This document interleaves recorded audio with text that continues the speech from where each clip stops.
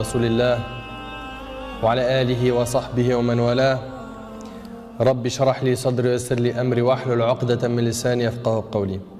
Et j'ai envie de vous raconter une super belle histoire qui a été racontée par un de nos savants contemporains. Wallahi al-azim, qu'elle est très émouvante. C'est l'histoire d'un homme qui a dit à sa femme: et si on allait manger dans un restaurant? Elle lui répondit: non, je te propose plutôt d'aller le demander à une autre femme. Moi, je ne mange pas au resto avec toi, va manger au resto avec une autre femme. Il s'étonna, il lui dit: je t'invite à manger et tu me dis de sortir avec une autre femme? Mais comment ça? Je ne suis pas de ce genre d'homme. Et quelle femme tu parles? Et de quelle femme tu parles? Elle dit: ta mère. Imagine la scène. Ta mère, je renonce aujourd'hui à ton invitation pour que tu invites ta mère. Ça fait longtemps que tu ne l'as pas invitée à manger ou à se promener, sors donc avec ta maman. Il lui dit qu'Allah te récompense. Et il a tout de suite appelé sa mère et lui a dit: maman, prépare-toi, je vais venir te chercher en voiture et on ira manger et se promener ensemble. Sa mère ne l'a même pas cru.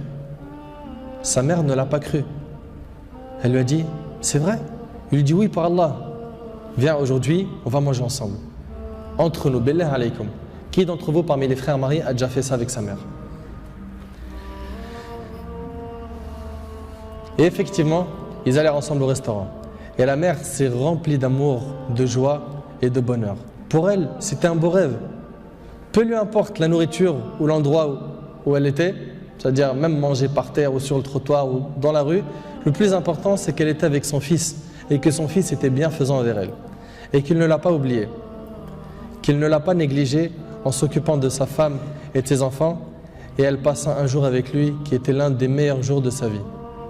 Elle lui dit au retour, l'homme dit à sa mère au retour: maman, tu es contente? La sortie t'a plu? Elle dit: oui, wallahi, c'était mashallah. Elle dit: oui, qu'Allah te récompense. Il répondit: Inch'Allah, je le referai. Elle dit: non, Inch'Allah, la prochaine fois, l'invitation viendra de moi. Il lui dit: Inch'Allah. Et des semaines et des mois passèrent, le frère a été occupé, puis sa mère tomba malade et mourra. Qu'Allah lui fasse miséricorde. Son fils était très triste. Et quelques jours plus tard, il reçut une invitation au restaurant pour lui et une autre personne, et cette invitation était déjà payée. Étonné, il se demanda de qui vient cette invitation déjà payée.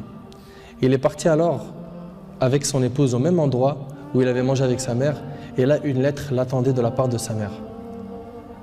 Il y avait écrit: mon cher fils, qu'Allah te récompense, je t'avais promis de t'inviter au même endroit pour manger, mais tu étais souvent occupé. Et maintenant je tiens ma promesse et je t'invite avec ta chère épouse, et je t'invite avec ta chère épouse, qu'Allah vous récompense.